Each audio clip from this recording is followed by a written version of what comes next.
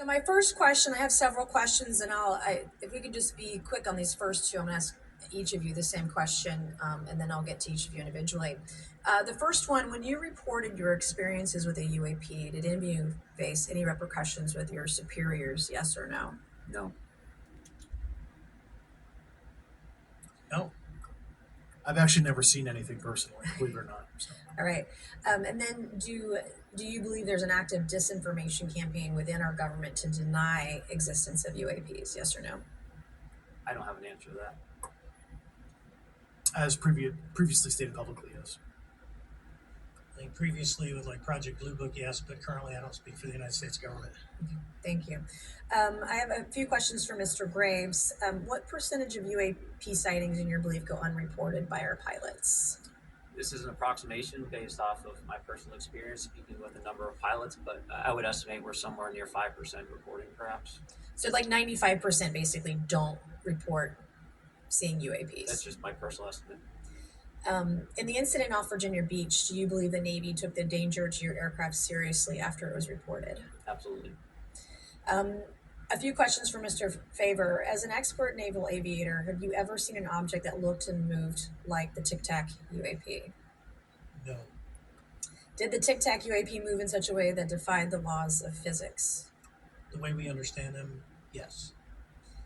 Many dismiss UAP reports as classified weapons testing by our own government, but in your experience as a pilot, does our government typically test advanced weapon systems right next to multi-million-dollar jets without informing our pilots? No, we have test ranges for that.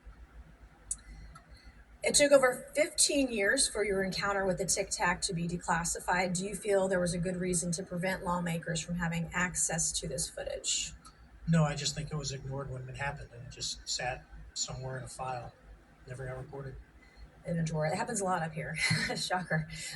Mr. Gresh, a couple of questions for you too, sir, this morning.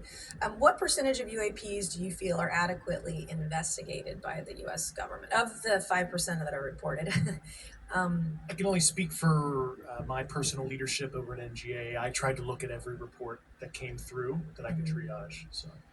Do you believe that officials at the highest levels of our national security apparatus have unlawfully withheld information from Congress and subverted our oversight authority?